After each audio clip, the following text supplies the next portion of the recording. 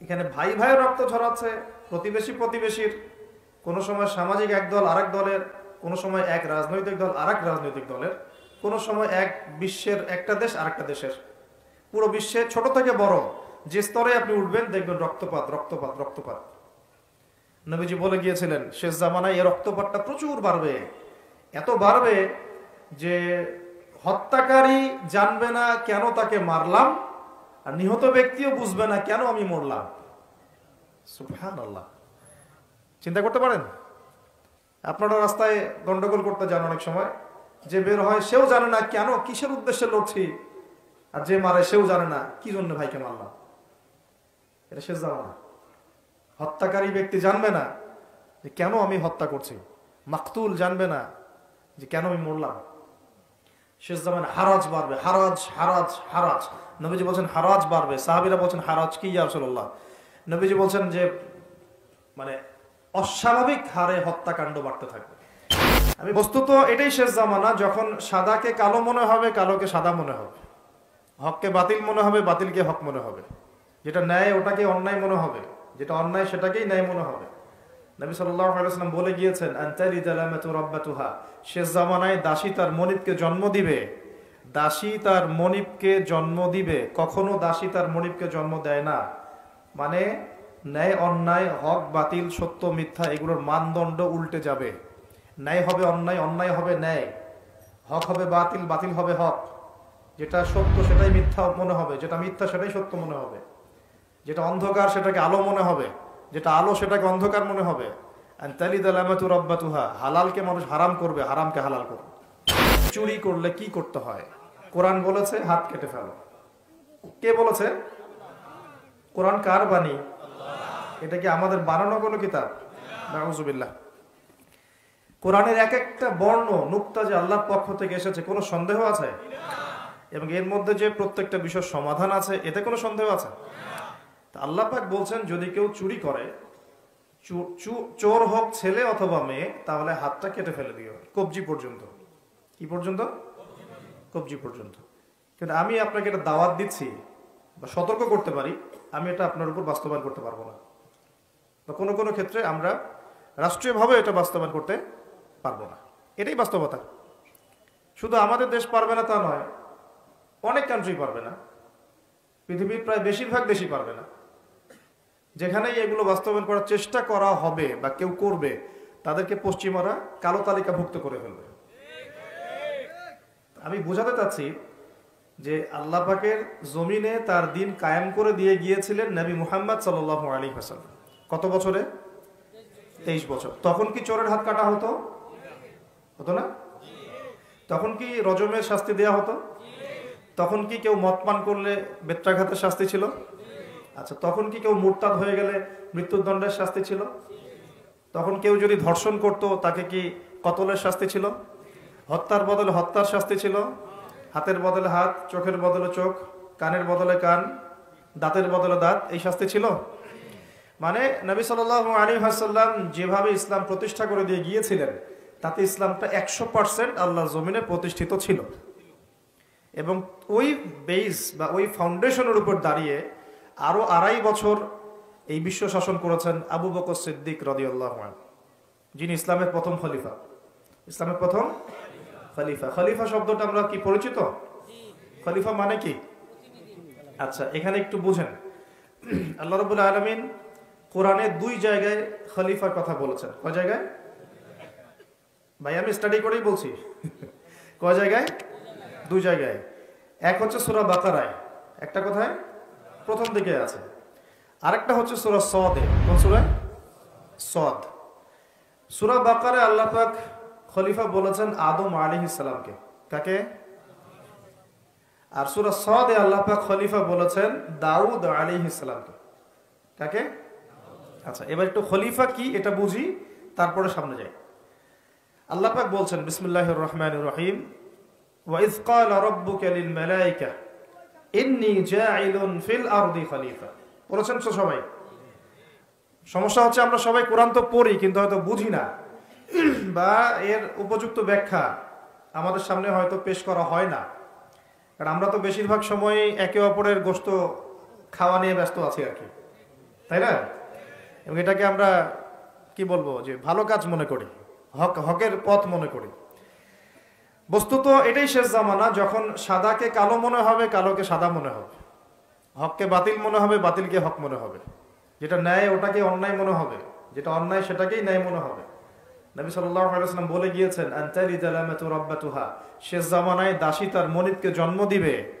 দাসী তার মনিবকে জন্ম দিবে, কখনো দাসী তার মনিবকে জন্ম দেয় না। মানে ন্যায় অন্যায়, হক বাতিল, সত্য মিথ্যা, এগুলোর মানদণ্ড উল্টে যাবে। ন্যায় হবে অন্যায়, অন্যায় হবে ন্যায়, হক হবে বাতিল, বাতিল হবে হক। যেটা সত্য সেটাই মিথ্যা মনে হবে, যেটা মিথ্যা সেটাই সত্য মনে হবে, যেটা অন্ধকার সেটাকে আলো মনে হবে, যেটা আলো সেটাকে অন্ধকার মনে হবে। আনতালিদ আলামাতু রাব্বাতুহা, হালালকে মানুষ হারাম করবে, হারামকে হালাল করবে। আমার কথা বুঝতে পারছেন কি না? বেশি গভীর হয়ে যাচ্ছে, আমি সহজ করার চেষ্টা করছি। এখন আসেন, আল্লাহ পাক বলছেন, ওয়াইয ক্বালা রাব্বুকা লিল মালায়েকা, হে নবী মুহাম্মদ বলেন সাল্লাল্লাহু আলাইহি ওয়াসাল্লাম, স্মরণ করেন সেই সময়ের কথা। আল্লাহ নবীকে বলা হচ্ছে স্মরণ করেন সেই সময়ের কথা, মানে মহাবিশ্বের লক্ষ লক্ষ বছর আগে, হয়তো কোটি কোটি বছর আগে। ওয়াইয ক্বালা রাব্বুকা লিল মালায়েকা, আপনার রব এই ফেরেশতাদেরকে বলেছিলেন। কাদেরকে বলেছিলেন? কি বলেছিলেন? ইন্নী জাইলুন ফিল আরদি খলিফা, আমি এই আরদে মানে পৃথিবীতে আমার খলিফা পাঠাতে চাই। সুবহানাল্লাহ। পৃথিবীতে কেউ ছিল না, এর আগে জিন জাতি ছিল। জিন জাতি, কোন জাতি? জিন জাতি বলে একটা জাতি আছে, বিশ্বাস করেন তো নাকি? আচ্ছা, এখন এই জিন জাতি যখন ফাসাদ সৃষ্টি করে, আল্লাহ পাক ওদেরকে সরিয়ে দেন, দিয়ে আল্লাহ পাক নতুন করে কোন সৃষ্টি পাঠানোর ইরাদা করেন। তখন ফেরেশতাদেরকে বলেন যে আমি পৃথিবীতে আমার খলিফা পাঠাতে চাই। কি পাঠাতে চাই?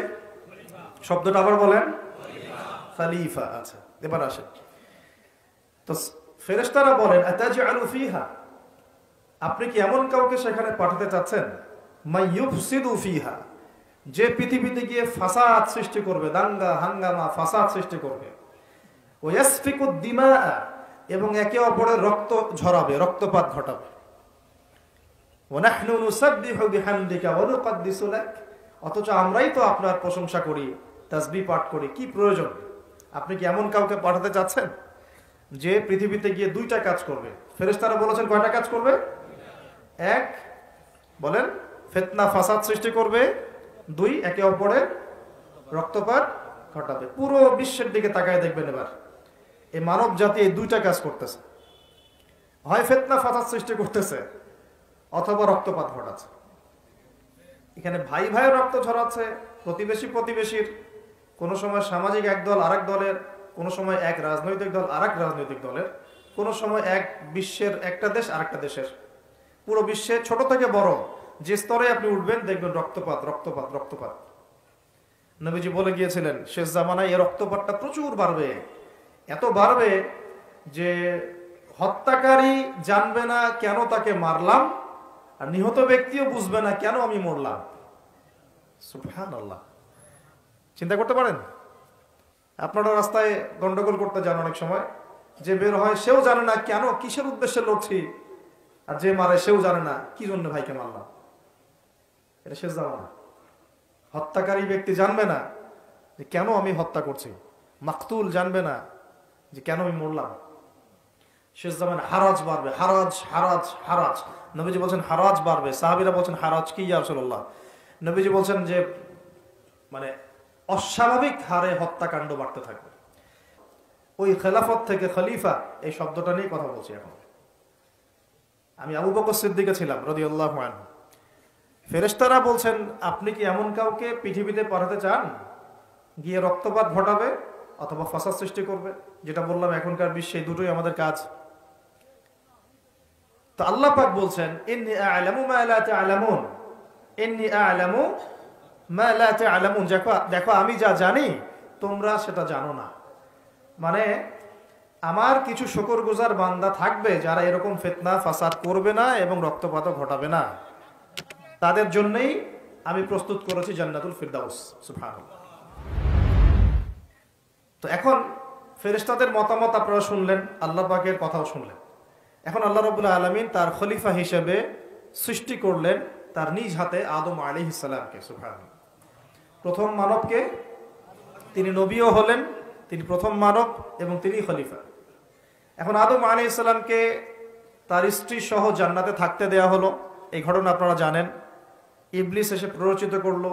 তার আগে ইবলিসকে বলা হয়েছিল সেজদা করো, সবাই সেজদা করলো, ইবলিস করলো না। মনে আছে? এটা তো আপনারা জানেন। ওইদিকে আমি আর ওই জন্য সময় নষ্ট করছি না। ইবলিস সেজদা না করে কাফের হয়ে গেল। আর আদম আলাইহিস সালাম এবং হাওয়া আলাইহিস সালামকে জান্নাতে থাকতে দেয়া হলো। বলা হলো যে এখানে থাকো, কিন্তু ওয়ালা তাকরাবা হাদিহিশ শাজারা, এই গাছের কাছেও যাবে না। ইবলিস ফুসলিয়ে ফাসলিয়ে তাদেরকে গাছের কাছে নিয়ে গেল। যেভাবে আমাদেরকে ফুসলিয়ে পাপের দিকে নিয়ে আসে, ঠিক এভাবেই। ঠিক আছে? এখন আমাদের পিতামাতা একটা ভুল করে ফেললেন। মানুষ মাত্রই কি হবে? আমাদের পিতামাতা ভুল করে ফেললেন। এটাই তো হাদিসের ব্যাখ্যা যে কুল্লু বনি আদম খাত্তা, প্রত্যেকটা বনু আদমেরই কি আছে? ভুল আছে। খায়রুল খাত্তাইন আত-তাওয়াবিন, যারা তওবা করে তারা হচ্ছে উত্তম ভুলকারী। তো আমাদের পিতা কিন্তু ভুলের উপর অটল থাকলেন না। ইবলিস যেমন তার মতে অটল থাকলো যে আমি সেজদা করি নাই, তো কি হয়েছে? খলাকতানি মিন নার ওয়া খলাকতাহু মিন তিন, আমাকে সৃষ্টি করেছেন আপনি আগুন দিয়ে, ওকে সৃষ্টি করেছেন মাটি দিয়ে। এটা ইবলিসের চরিত্র। যে ভুলের উপর অটল থাকে, সংশোধন করে না, সে ইবলিসের অনুসারী। কথা বুঝতে পারছেন? ইবলিস কি এখানে সঠিক ছিল? নাউজুবিল্লাহ, কখনোই না। আল্লাহ পাক তাকে আদেশ করেছেন, আদম কিসের তৈরি সেটা তো দেখার দরকার নাই। আল্লাহ পাক আদেশ করেছেন, বাস তোমাকে সেজদা করতে হবে। এখন আমরা যেমন আল্লাহ পাকের আদেশের সামনে অনেক সময় এরকম দলিল উপস্থাপন করি, এটা কেন করব, এটা কেন করব, তাই না? পর্দা কেন করব, নামাজ কেন পড়ব, যাকাত কেন দেওয়া লাগবে, এগুলি ইবলিসের চরিত্র।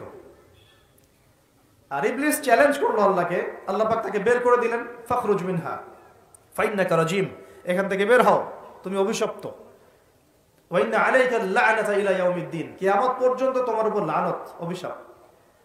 ও আবার চালাক, সে বলল যে আমাকে কিয়ামত পর্যন্ত অবকাশ দিন, আনজিরনি ইলা ইয়াউমি ইউবআসুন, আমাকে কিয়ামত পর্যন্ত অবকাশ দিন। আল্লাহ পাক বলেন ইন্নাকা মিনাল মুনযারিন, যাও তুমি অবকাশ প্রাপ্তদের অন্তর্ভুক্ত একজন, ছেড়ে দিলাম তোমাকে, কিয়ামত পর্যন্ত হায়াত দেওয়া হবে। এবার সে বলছে ফাবিমা আগাওয়াইতানি, হে আল্লাহ, যে আদমের জন্য আপনি আমাকে বের করে দিলেন, আমি চ্যালেঞ্জ করছি। এবার ইবলিসের চ্যালেঞ্জটাও মাথায় লিখে রাখেন, মাথায় লিখে রাখেন। ইবলিস বলছে ফাবিমা আগাওয়াইতানি লাআকউদান্না লাহুম সিরাতাকাল মুস্তাকিম, যার জন্য আপনি আমাকে এখান থেকে বের করে দিলেন, আমি তার সরল পথে ওত পেতে বসে থাকবো। কিভাবে বসে থাকবো? ওত পেতে। সুম্মা লাআতিয়ান্নাহুম মিন বাইনি আইদিহিম ওয়া মিন খালফিহিম ওয়া আন আইমানিহিম ওয়া আন শামাইলিহিম ওয়া লা তাজিদু আকসারাহুম শাকিরিন, আমি তাদের ডান দিক থেকে আসব, বাম দিক থেকে আসব, সামন থেকে আসব, পিছন থেকে আসব, আপনি বেশিরভাগ আদম সন্তানকে শুকরগুজার পাবেন না। কে বললো এটা? ইবলিসের এই কথা সত্য না মিথ্যা বলেন তো? এখন সত্য হয় নাই? কিভাবে সত্য সেটা আরেকটা হাদিস থেকে দেখেন দলিল। আমি আর গভীরে ঢুকে যাচ্ছি। কিয়ামতের মাঠে আদম আলাইহিস সালাম, এই আদম আলাইহিস সালামই যখন উঠবেন, আদম আলাইহিস সালামকে আল্লাহ পাক ডেকে বলবেন তোমার সন্তানদের মধ্য থেকে জাহান্নামী জান্নাতি আলাদা করে দাও তো তুমি। তো আদম আলাইহিস সালাম বলবেন ইয়া আল্লাহ, কতজন জান্নাতে, কতজন জাহান্নামী? আল্লাহ পাক বলবেন প্রত্যেক 1000-এ 999 জনকে জাহান্নামের জন্য আলাদা করে দাও। বলেন নাউজুবিল্লাহ। এই হাদিসটা শোনার পরে সাহাবায়ে কেরাম রাদিয়াল্লাহু আনহুম খুব বিচলিত হয়ে পড়লেন।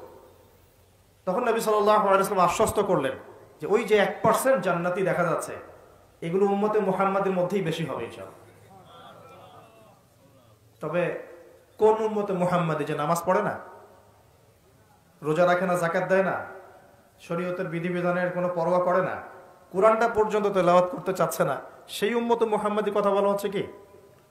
নাকি যারা নিজেদের জান মাল সময় শ্রম সবকিছু ঢেলে দিয়ে দিনের জন্য নিজেকে নিবেদিত প্রাণ করে, কাদের কথা বলা হচ্ছে? এটা আপনারা নিজেরাই বোঝেন, এটা তো আমার বোঝানোর দরকার নাই। এখন বুঝেন তাহলে পার্সেন্টেজটা কত হবে। তো ইবলিসের কথা তাহলে সত্য হলো। ইবলিস কি বললো? ওয়ালা তাজিদু আকসারাহুম শাকিরিন, বেশিরভাগকে আপনি শুকরগুজার পাবেন না। আল্লাহ পাক নিজেও এই কথা বলেছেন সূরা সদের মধ্যেই, ওয়া কালিলুম মিন ইবাদিয়াশ শাকুর, আমার শুকরগুজার বান্দা খুব কম হবে। অন্য একটা জায়গাতেও আছে। তো এখন আল্লাহ রাব্বুল আলামিন আদম আলাইহিস সালাম আর হাওয়া আলাইহিস সালামকে জান্নাতে রাখলেন। তারা যে ফল খেয়ে ভুল করে ফেললেন, আল্লাহ পাক তখন তাদেরকে সাথে সাথেই বের করে দেন নাই, সাথে সাথে বের করে দেন নাই, বরং ফাতালাক্কা আদামু মির রাব্বিহি কালিমাত, আদম আলাইহিস সালাম আল্লাহর কাছ থেকে কিছু কালিমা বা বাক্য শিখে নিলেন। সুবহানাল্লাহ। ফাতাবা আলাইহি, ওই কালিমা ওই বাক্য দিয়ে আল্লাহ আদম আলাইহিস সালাম তওবা করলেন। ওই কালিমা ওই বাক্য দিয়ে আদম আলাইহিস সালাম কি করলেন? তওবা করলেন। আবার বলছি, ফাতালাক্কা আদামু মির রাব্বিহি কালিমাত, আদম আলাইহিস সালাম তার রবের কাছ থেকে কিছু কালিমা শিখে নিলেন। ফাতাবা আলাইহি, ওই কালিমা দিয়ে আল্লাহ রাব্বুল আলামিনের কাছে তিনি তওবা করলেন। ইন্নাহু হুয়াত তাওয়াবুর রহিম, এবং আল্লাহ পাক তওবা কবুল করে তাকে মাফ করে দিলেন। ওই বাক্যটা কি ছিল সেটা একটু শুনি। ওই বাক্যটা ছিল রব্বানা, আমার সাথে বলেন, রব্বানা যালামনা আনফুসানা ওয়া ইল্লাম তাগফির লানা ওয়া তারহামনা লানাকুনান্না মিনাল খাসিরিন। মানে অর্থ হচ্ছে, হে আমাদের রব, রব্বানা যালামনা আনফুসানা, আমরা নিজেদের নফসের উপর জুলুম করেছি, ওয়া ইল্লাম তাগফির লানা, আপনি যদি আমাদেরকে মাফ না করেন, ওয়া তারহামনা, আমাদের উপর রহম না করেন, লানাকুনান্না মিনাল খাসিরিন, আমরা অবশ্যই ক্ষতিগ্রস্তদের অন্তর্ভুক্ত হয়ে যাব। এই কালিমা শিখলেন কে? আদম আলাইহিস সালাম তার রবের কাছ থেকে। এই কালিমা, এই দোয়া দিয়ে তিনি তওবা করলেন, আল্লাহ রাব্বুল আলামিন তাকে মাফ করে দিলেন। তবে তিনি বলে দিলেন আর জান্নাতে থাকা হচ্ছে না। কুল নাহবিতু মিনহা জামিআ, আল্লাহ বলেন তোমরা এখন সবাই পৃথিবীতে নেমে যাও। ফাইম্মা ইয়াতিয়ান্নাকুম মিন্নি হুদান, নেমে যাও পৃথিবীতে, কিন্তু জেনে রেখো পৃথিবীতে আমার পক্ষ থেকে তোমাদের কাছে হেদায়েত যাবে। কি যাবে? হেদায়েত মানে আসমানি কিতাব, নবী রাসূল। আসমানি কিতাব, নবী রাসূল, এগুলো আসবে তোমাদের কাছে। ফামান কুল নাহবিতু মিনহা জামিআ ফাইম্মা ইয়াতিয়ান্নাকুম মিন্নি হুদান ফামান তাবিআ হুদায়া, যে আমার এই হেদায়েতের অনুসরণ করবে, ফালা খাউফুন আলাইহিম ওয়ালা হুম ইয়াহজানুন, তাদের কোনো ভয় নাই, কোনো দুশ্চিন্তা নাই। যে জান্নাত থেকে গিয়েছো ওই জান্নাতে ফিরে আসবে ইনশাআল্লাহ। এটা একটা কথা। আর ওয়াল্লাযীনা কাফারু ওয়া কাযযাবু বিআয়াতিনা, কিন্তু যারাই আমার ওই হেদায়েতকে মিথ্যা প্রতিপন্ন করবে, অস্বীকার করবে, কুফরি করবে, ঠিক আছে, উলাইকা আসহাবুন নার, এরা হবে জাহান্নামের অধিবাসী, হুম ফিহা খালিদুন, এখানে তারা চিরস্থায়ী হবে। আল্লাহ পাকের বক্তব্য একদম সহজ সরল পরিষ্কার না? দুনিয়াতে যাচ্ছ যাও, এটা চিরস্থায়ী নয়। এই সময়টুকুর মধ্যেই আমার পক্ষ থেকে কি আসবে বলেন? হেদায়েত আসবে, মানে যুগে যুগে নবী রাসূল আসবেন, আসমানি কিতাব আসবে। ফামান তাবিআ হুদায়া, তোমাদের মধ্যে যারা এই নবী রাসূলদেরকে মানবে, আসমানি কিতাব সমূহকে মানবে, তাদের কোনো টেনশন নাই, কোনো ভয় নাই, আবার জান্নাতে ফিরে আসবে ইনশাআল্লাহ। আর যারা নবী রাসূলকে মানবে না, আসমানি কিতাবের পরোয়া করবে না, নিজের প্রবৃত্তির দাসত্ব করবে, উলাইকা আসহাবুন নার, তারা জাহান্নামে যাবে, সেখানে চিরস্থায়ী হবে।